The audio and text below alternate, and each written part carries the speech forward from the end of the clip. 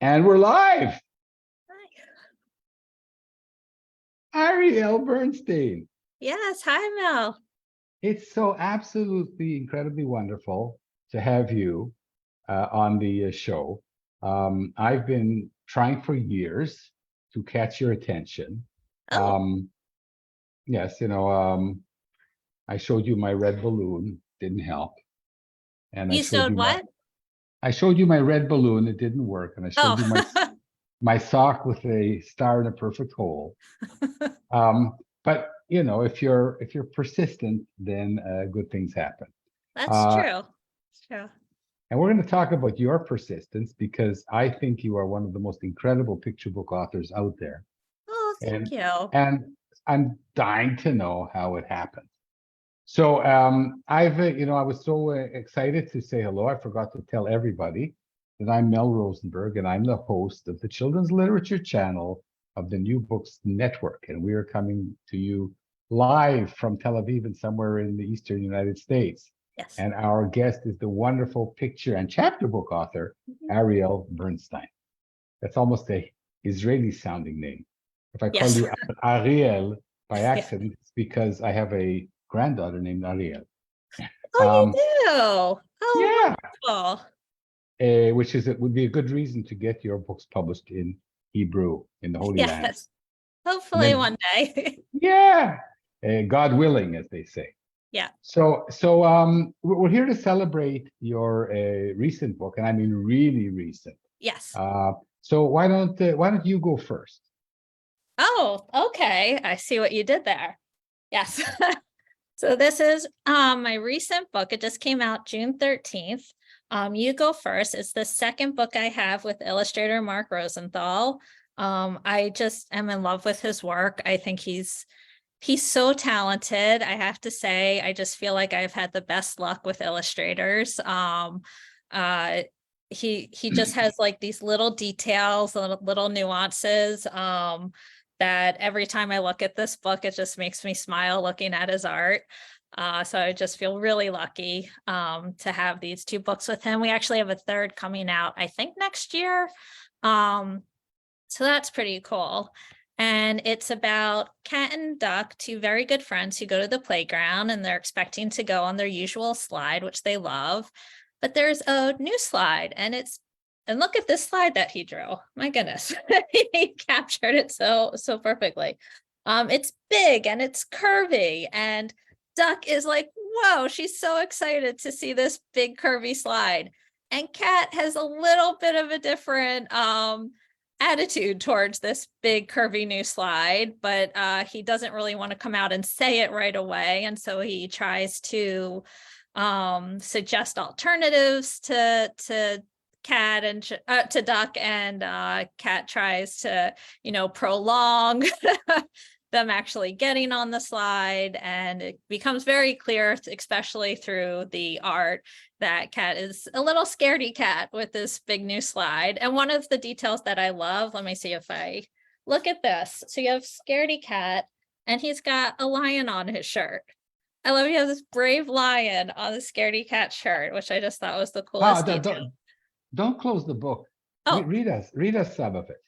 you want me Not to all, read you some of it? of Sure. course, and show Oh, pictures and mention the author and the editor and the publisher and the illustrator. yeah. So this is Simon and Illustrator, you meant. Schuster, Paula Wiseman Books imprint. And so it's interesting. It's actually Sylvie Frank who bought my first three picture books. She acquired this book. And then after she got Mark Rosenthal on board, she left for, she's an editor now at Disney Publishing. And Catherine Ladown came over, I think from a different imprint at Simon and Schuster, and she took over working on this. But by the time she took over, I think it was already in Mark's hands. So I didn't really work with her.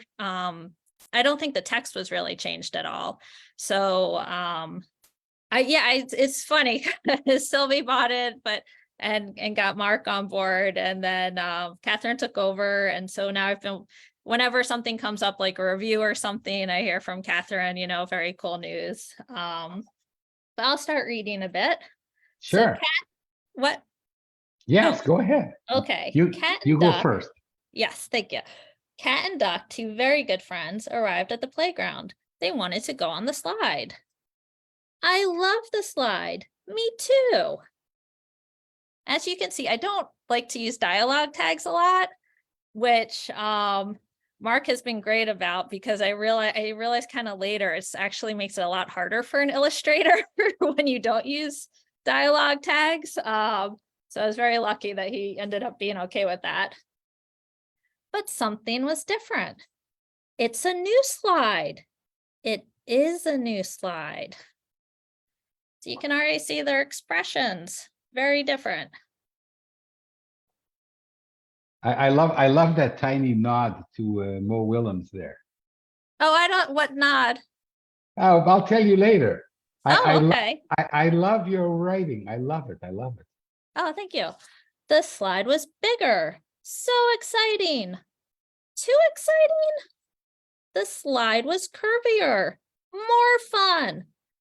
Too much fun. Who says too much fun? I think something's going on with Cat. The most fun. Let's go. Cat, a very good friend, wanted to make sure Duck had considered all options. I love this. I love the way there's this direct dialogue. Yeah. And then the text. Thank you. It's Duck, brilliant. do you want to go on the swings first, or the sand, or in the sandbox? The sand is looking very sandy today. And that's my nod to parents, because if you've ever taken a kid to a sandbox, there's some that do not look that sandy. Ariel, don't read the whole book. I don't want to get into trouble Oh, okay. with the publisher. Just one Oh, more I'll page. leave it there. Okay, read one more page. Oh, okay. We won't get into trouble. You're the author. All righty. And I love your writing. Look at Duck. She knows what she wants. No, Cat, I want to go on the slide first. There you go. Yep. And So, they have very different reactions, but they're still very good friends. So it you have published with the best. You have won multiple awards, and deservedly so. thank you. And I love this banter. I'm a big fan of your writing. Tell us how it happened. Start at the beginning. How did it happen? I mean, I've loved creative writing since I think like junior high, just from great English teachers who, got the whole class excited. And I was an okay student. I wasn't like a straight A student at all, but when it came to creative writing, I would get really good grades and I would enjoy it. And I would think, oh, that's different, because usually to get great grades, I had to work like really hard and I didn't enjoy it so much. So I always thought, creative writing was really cool like that, because I just love the process of it. And, of course, just great English teachers make all the difference. And then I just, did it kind of as a hobby for a long time. 1 second, hold on. Yeah. We're getting ahead of ourselves. You didn't talk about your babyhood, your childhood. My theory that us children book writers are stuck at the age we write to. Okay. We really write to ourselves. That's my theory. So are you stuck at the age of 5? At the age of 5? No, you That's could be a stuck at good the age question. of 4. You've written chapter books, so you could be stuck at the age of 6.5 or 7. I would say 6. My guess is I'd be stuck at the age of 6. Where you're still figuring a lot out, but you've got a bit more independent. You feel like you can do this and that. But the adult world is still like a weird mystery. Growing up, my parents, books were big. Shel Silverstein, Maurice Sendak, Beverly Cleary. I could walk to the public library. And so, I was there all the time checking out books, would just carry them back home. I don't know, it's maybe like 5 or 6 blocks away. So it was very convenient. And I I always thought like it'd be the coolest thing to be like Beverly Cleary and have that kind of a life. But I just thought it did, it was kind of like a pipe dream. Like it very No, but what, so rarely this was a happened pipe, because, this was a pipe dream you had at what age? well, when I was reading her books, when I was, like 7 or 8, and because at that point, you had these greats in children's literature, but it hadn't exploded yet. It wasn't like you could look and be like, oh, there's that children's book author, or like, I love that one, or, you see everyone, you see so many more people represented in books and as children's book creators. So it still seemed kind of very, it just seemed like it'd be incredibly, and it still is difficult, but there's a lot more opportunities now in children's literature than there was when I was a kid.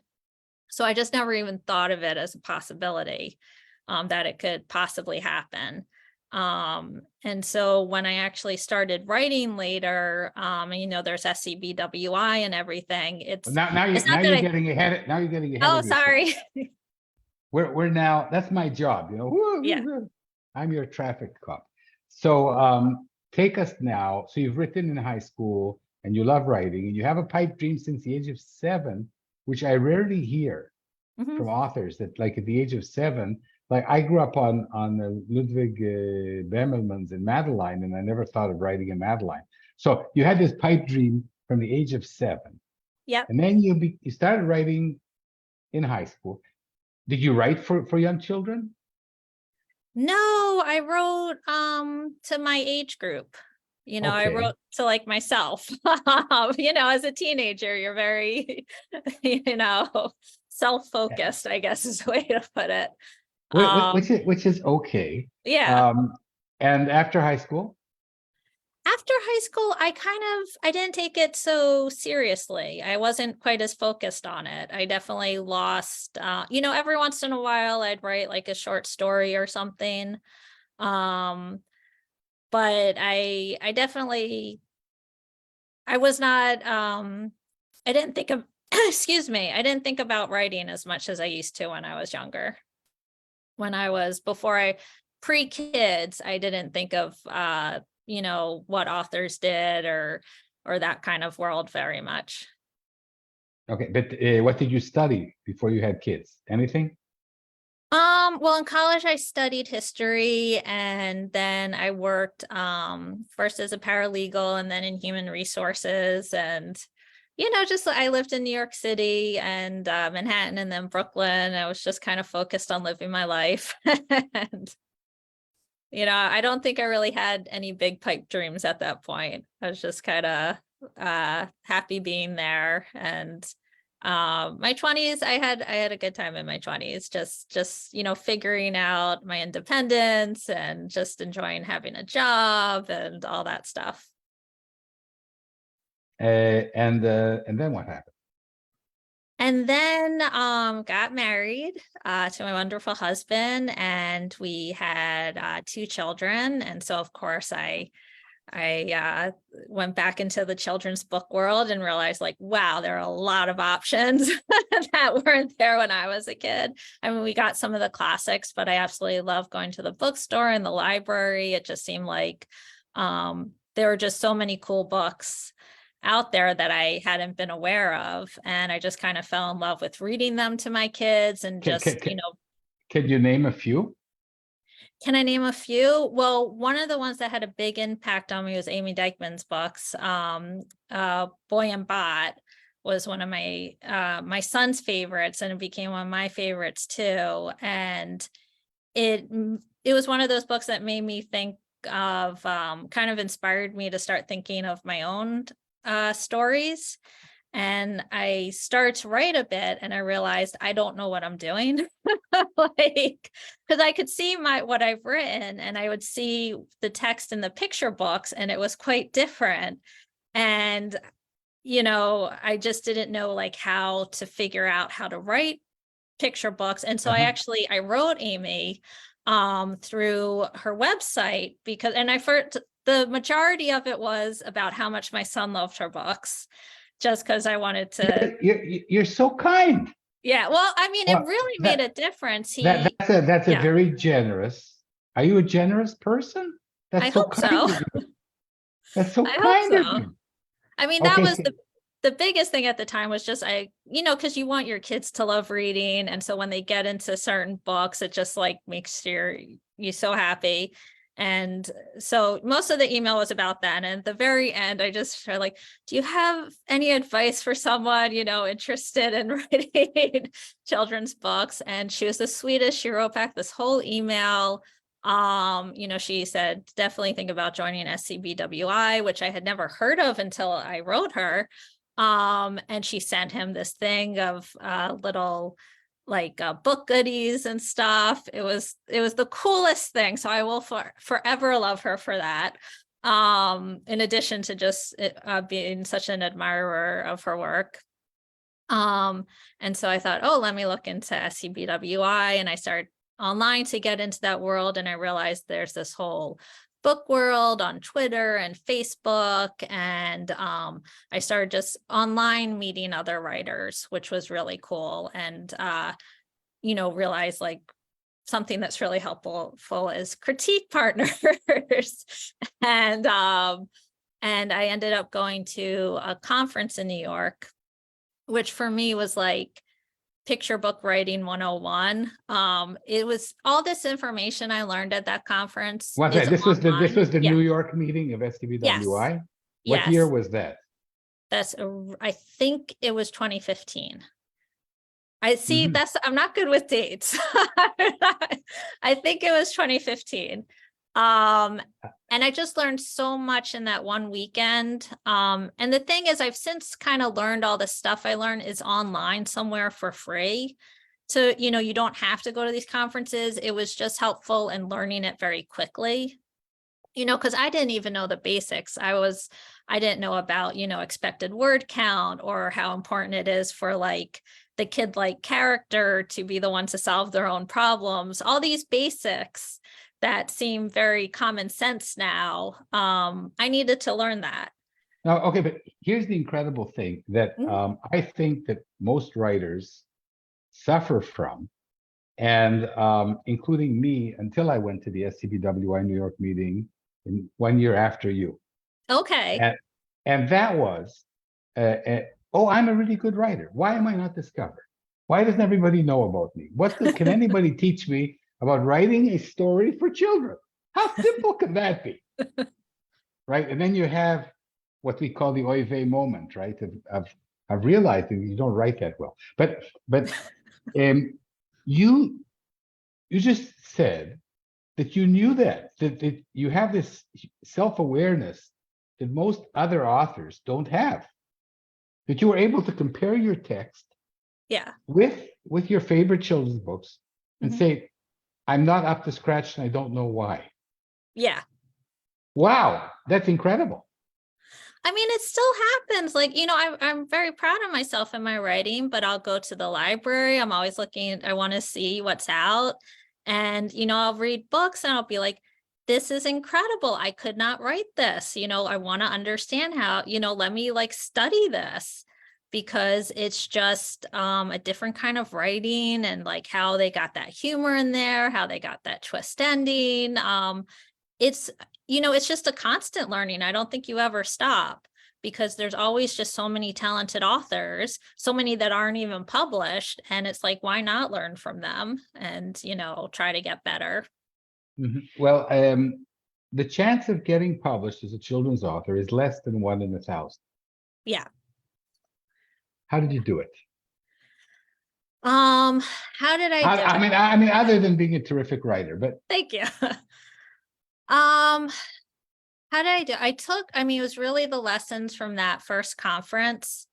And really like thinking about them and learning about them. And I had the idea for I Have a Balloon. And it was kind of applying them to when I started to write the text. do you And remember when you had the idea? I remember exactly when I had the idea. It was so funny because I don't always remember exactly, but I was at the conference and I was listening to Laura Vaquero Seeger. I hope I've got her name right, the author illustrator. And, it's this big ballroom and everyone's listening, and Yeah. she's talking about her book Green. And it's one of those moments when you're in like a presentation where you're listening and you're engaged, but there's like a little part of you that's daydreaming a little bit. And so I don't know, she's talking about green, and for some reason I'm thinking of colors, and I think of the color red, and there's this image of like a red balloon pops into my head. And for some reason, A red yeah, balloon pops into your head. yeah. And I think immediately, and maybe it's because my kids were very small at the time, but I think of two characters who both want that balloon very badly. And I kind of jotted down my notes real quick, and then I went back to like 100% paying attention. And it wasn't, I came back from the conference and I kind of had to decompress for a bit, because it's a lot. It's like those conferences, it's like they're wonderful, but especially if you're kind of an introvert or something, it's like, it's great socially to meet all these people in person, but I was just exhausted. So I took some time just to like decompress. And then I went back to my notebook where I wrote like notes throughout the whole thing. And I saw, my notes on the balloon. I'm like, oh, maybe this could be like a story. Let me like think about all the stuff that I learned for how to actually write a book.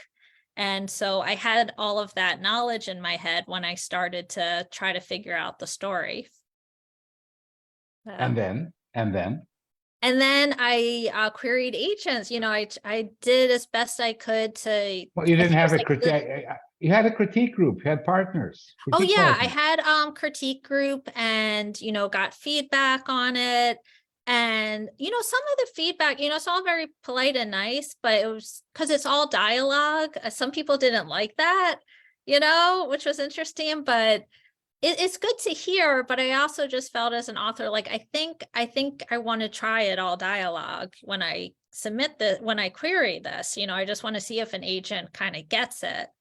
And I did as much research as I could on agents, which is just what was online, because I didn't know anyone who was like represented by an agent to ask them about it.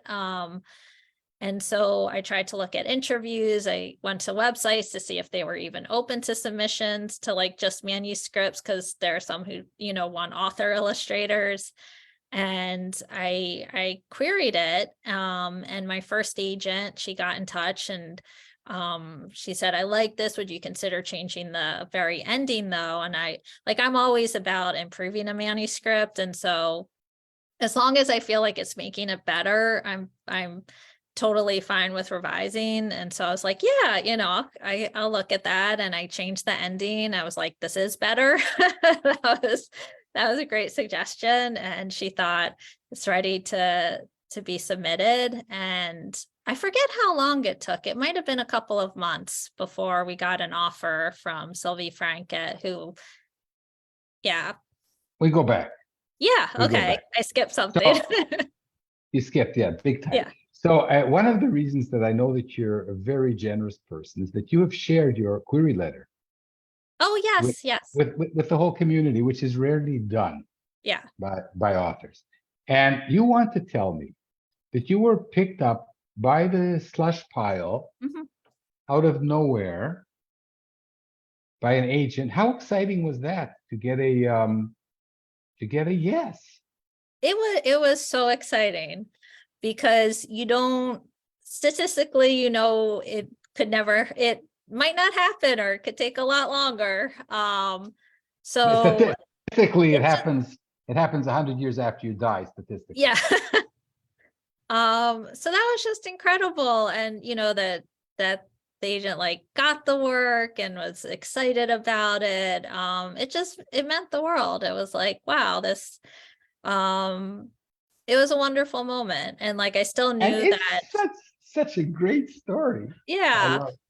And you try not to get your hopes up too high even at that moment, because you still don't know if an editor is going to like it enough, or it's, sometimes it's just timing. You never know what they're basing their decision on. But I definitely got my hopes up a little. You can't help it. And so being on submission to editors it's very similar to being on submission, I think, to agents. You just kind of hoping for the best and try not to check your email constantly, but it's a losing battle most days. And then when we heard, that Sylvie made an offer, and, I forget exactly what she wrote, but it was just so positive and kind. And I felt again like she got it. I was like, wow, this is a really special moment. Wow. And it is such a very special book. One of my favorites. Oh, thank you. And well, I'm a sucker for dialogue, and you're right. Some agents and some editors don't like dialogue because it does raise issues with what the book is going to look like. Yeah. But I love your dialogue. It's a little borderline, almost snarky, like this thing between the owl and the monkey, right? Yeah. And I expected you to be a little edgier than you are. You're just 100% nice. Oh. Do you have an edge? Who are these characters? I can have an edge. I can have an edge. I think it's kind of one of those things. It's better to have it come out in my writing, and have that side come out in my writing than in real life. Ariel, I love the banter. I love the levels where a parent can have as much fun as a kid reading it, perhaps more. Thank you. I have a balloon. You have a balloon. Yes. I have a balloon. You can read it in very funny voices and just kind of, bring your own perspective and also like for me, I'm going to praise you until you blush, and then we can move on. Okay. The great thing when a writer successfully uses anthropomorphic characters is when they become more human than human beings. Right. And I think that's what you've done here. I love this book. And also a sequel. So when was it published? How many awards did you win? How many printings has it gone through? Okay. So it was published in 2017, and I think it's on the 4th printing. Sometimes when I go to like a book festival, I'll check because they have like the most recent copies. How many awards? I know the second one was a Bank Street Book of the Year, which was super cool. They were both Junior Guild Library selections. The first book got 2 START awards, which was just like, oh my God. And I mean, I think it had some state lists, which is always like incredible because those really get to like the libraries and the schools, and those are incredibly helpful. Yeah, I mean, I got some just really wonderful feedback once those were published. While I have you in discussion. And I think the art for the first one was at Scott Magoon's art. I think it was at the SCBWI art show, or because his art is just spectacular. Yeah. Did they show you the artwork? Did you have any say in it, or were you just that they always show you the art before it gets finalized. Yeah, but they picked the wonderful illustrator, and I know this because it just happened to me, and the moment that you fall in love with the illustrator and the illustrations it's a wonderful moment. And it's so brilliantly done. So I've been meaning to ask you for several years now. Mm-hmm. The ice cream at the end. Oh, that was not me. That twist. That was Scott Magoon. That was a surprise to me as much as it surprised to readers. Yeah. Okay, so what happened here? That, by the way, that often happens. Yeah. There's a double spread in my book that I have no idea how it got there, but it kind of makes the book, right? Yeah, I mean, the half of the book belongs to the illustrator, so they're getting to tell this story too. But this is And what is special about your writing, is that you know that. yeah, It's a scaffold. yes. Beautiful. So what happened at the end with the ice cream? How did that happen? It's just, I mean, the last line I think is I have a balloon. It starts and ends with I have a balloon. And then when I saw the art, I saw the lemur holding the ice cream cone. I was like, oh my God, that adds like a whole new layer to it. Like, what's gonna happen next? And I think it was almost that idea that made me think of there possibly being a sequel, because there was an idea of like, what happens next? I hadn't really thought of, a sequel. And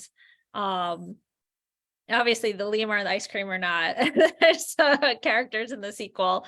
I couldn't quite figure out how to fit that in. But yeah, it's just cool. I think when I write these manuscripts, I try not to visualize them too much, because I know I don't ever want like a concrete idea of how it's going to look, because it's not going to be how I think it will look. I just want to be surprised, and I try to give my manuscript, like, there's sometimes art notes if I feel like they're really important. And I've learned actually some editors actually like art notes. It's very, you don't always know. Some editors like knowing like what's being shown, and some editors don't like them at all. And I always know if I put an art note, it might be taken out before being shown to the illustrator anyway. But I try not to have many at all, and to know that the illustrator is really gonna put their point of view in every page. And just you just hope for the best, and luckily I've just been really lucky so far. And the A editors few know what they're doing by pairing you together. a few words about the sequel, which is just as brilliant in my opinion. Oh, Um, so what happens to the balloon in the sequel? the balloon, I mean, you have a balloon, you're thinking it might get popped. And Where so is my poor balloon? Monkey's so happy that he finally gets to hold Al's balloon, and unfortunately does Where not is treat my it very balloon? well. It gets popped, and he has a little trouble admitting what happened. And so again, he tries to think of all these other things that Al might, think, pretend this is a balloon and that, and a big red chair, and a And parachute, a and fire truck, if I remember correctly, yes, something a like that. fire truck. I love that. I love that spread. That's the one when I read it out loud to kids, they love that one the most. And it's really just about, that everyone makes mistakes, and it can be really, really hard to make them to admit to it. And, you don't want to disappoint the people you love and care about. And just, it's a universal feeling, because at the end you realize Al has made a mistake as well, and he has the same problem. And it's okay. And, it's just, I kind of just want to show, it's okay to make mistakes, and it's okay to sometimes have trouble owning up, but it's always better to at some point be honest about it. And it's just a universal thing. This interview has been full of tips for aspiring authors and also people who read children's books. A little bit of the complexity of how they are created. Yeah. So tell us now about your future projects. Is there going to be a third balloon book? And what happens in the sequel to the Cat and Duck? So you've left your you've left your owl and your monkey, and you Mhm. now have a cat and duck. Which do you like better? Which is going to be starring in the next Ariel Bernstein series? Well, I think the Alan Monkey books are just a 2-book thing. But I honestly haven't thought of any other books for Cat and Duck. I definitely conceived it as just a 1-book story. I love the characters. If I think of something, I would write it. But my next book is about this girl Mabel, who is very happy being on her own and not having any friends. And she kind of accidentally makes a friend named Rox because he thinks that she's kind of being friendly. And she's like, oh, okay, I guess I'll be friends with him.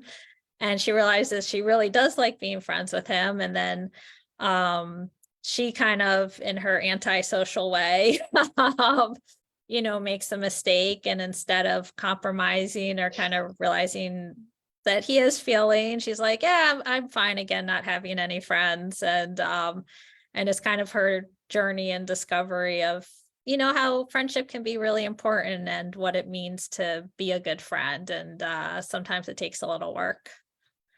And so that's the next one that Mark is illustrating again. That's wonderful. They're new characters. And so I don't even know. I think I wrote the art note at the beginning. They could be human or animals. And I think they're animals, but I don't even know what animals. So it's just going to be a surprise to me. That's wonderful. Yeah, thank you. So, and we didn't talk about your chapter book series. I'm personally a picture book lover. Yeah. But please go ahead and say a few words about your chapter book series with Mike Malbrough, Yeah. who kind of introduced us. Oh, okay. So this is his awesome cover for our first book, Warren and Dragon 100 Friends. It's a 4-book series. It's about this kid, Warren, who has a dragon for a pet, and everyone sees dragon as like a stuffed animal. But Warren knows that the dragon is real. And it actually came out of a failed picture book idea. I had this idea of a kid who was like scared to go to kindergarten. And he has like little toys like a dragon, a witch, and a pirate. And they're like, why are you scared to go to kindergarten? We're way scarier than anything else. Like, take us to kindergarten and we'll show you. So he like puts them in his backpack and goes to kindergarten. And the 3 characters get really scared at different instances. And they're like, oh my God, kindergarten's the scariest place ever. And the kid, of course, is like, yeah, it's not that bad. I'll go again tomorrow. So I like the concept, but in writing it, it just wasn't working so much. But something about it made me think it could work for older kids. Like it wasn't quite working, like the word count constraints and stuff. It just felt older. But I thought, well, it's not really kindergarten if I make it older. And so I thought maybe 7-year-old, 2nd grade. And I'm like, let me just try. And it was one of those books. It was hard because it was a lot longer than a picture book, but it was one of those things I really enjoyed writing. And so, I showed it to my agent or I showed it to my critique partners first and got feedback, and then I showed it to my agent. She thought, oh, there's something here. And that's how that happened. And it's with the editor, Tracy Gates at Viking of Penguin Random House. Yes, and illustrated by Mike Malbrough, Yes. who is also a celebrated author in his own right. Yeah, an illustrator. He has a lot of beautiful picture books, some that he's written himself, some that he's illustrated for other authors. And it was when Tracy, I met her for lunch one day in the city, I felt so fancy. And she had acquired the book, but illustrator hadn't been assigned yet. And she had asked me, do you have any ideas for an illustrator, which doesn't always happen. Like with my picture books, it's never happened. The editor just always knew right away who she wanted. And I had seen Mike's work. We were in the same debut picture book club for, I think he had Marigold Bakes a Cake was his debut picture book. And I had seen his work for his portfolio for like older stuff too. And I always saw in the back of my mind, his work would go so well with Warren and Dragon, but I hadn't thought much of it because usually you don't get to make a suggestion. But when she asked, I was like, yes, I do have a suggestion.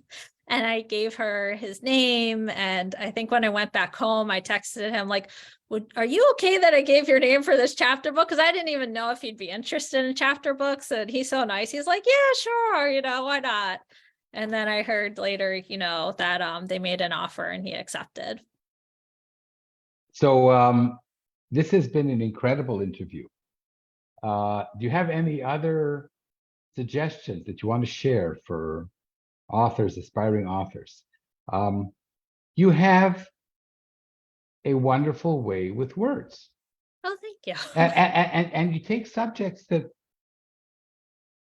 other writers have dealt with, and you give it your own imprint. Oh, I'm in awe. Thank you so much for joining me. Some last pieces of advice you want to share. I'm guessing that your listeners have heard the usual great nuggets of, critique partners, make a world of difference. And, there's so much out there for free that you can find. I think something that I try to remember that's not always easy to remember is just to kind of be your own fan in a way, because you never know if you're gonna get an agent or get published, or if you do get published, if you'll get a good review. There's all these steps along the way where you can get some sort of disappointment, and I guess I would just say, like, there's a reason you're doing this. There's a reason you're persisting. And to give that, it can be hard, but if you can somehow, find it within yourself to be positive about your own work, it just makes it's really important, because like, I have read so many manuscripts that haven't been published that I've thought the world of. I thought if I was an editor, I would want this You'd published. grab this, yeah. You know what I mean? And there's just, Yeah. it doesn't mean anything necessarily bad about your writing, and certainly nothing bad about you as a person. And that it happens to, like, all writers. But how do you feel, like, as someone who went in without too many rejections, too much angst? Perhaps do you ever get rejected these days? Oh my God, yeah. I've had so many rejections. Definitely. Oh my goodness. Yes. Yeah, and I just have to remember, like, maybe this manuscript wasn't right for whatever reason, and maybe it could have been a better manuscript, and I understand that, but I still have something in me to keep going and try again. So everybody, Ariel Yeah. Bernstein gets rejected. Yeah. Yes. So if she gets rejected, you can get rejected too. I was just thinking, I was like making a mental note, like you did with the red balloons, that when you get rejected, don't get dejected. Yeah, and it's okay to sit in that, and like, it's totally normal. I think it's probably good to, like, feel a little sad about it, but just I would hope it wouldn't, if you love writing, and just don't let it stop you. Just be your own fan, and know that you've got, like, there's something there. There's a reason you're doing it. That's lovely. Be your own fan. Yeah, and but you also have to be your own critic, right? Yes, you definitely want to know. There's always not. I mean, sometimes you feel like, okay, my manuscript's ready to go on query or something. But if you ever get a suggestion, it doesn't mean you have to take it, but think about it. Really think about it, because you never know when it's going to make your manuscript better. Oh, absolutely. Yeah. And any last thoughts? Here's my granddaughter. Hello. Whose name is Ariel. I love Ariel. your name. את רוצה להגיד שלום לאריאל? Shalom, she says. Shalom. No, I've just really enjoyed talking with you, Mel. This has been great. Well, it's been wonderful talking to you too. I've been trying to get hold of you for years, but you're doing so well, and I am just delighted, and I hope that when your next book comes out, we can do a follow-up. I would love that, definitely. Or maybe you can interview me if I ever get published in the United States. That sounds good. You'll have to tell me how to do a podcast. But do you want? I was going to offer you to take over from me when I take over. Got it. Okay, so it's time to say goodbye. Ariel Bernstein, this was Ariel Bernstein. This has been, or for us Israelis, Ariel Bernstein. It's been remarkable speaking to you, the author of so many incredible picture books and chapter books. And we're celebrating the launch of your brand new book, You Go First. And that's right. And thanks so much. And I'm just going to mention that I'm Mel Rosenberg, the host of the Children's Literature channel of the New Books Network, and it's been great fun. Thank you, Ariel. Thank you, Mel. Take care. Bye.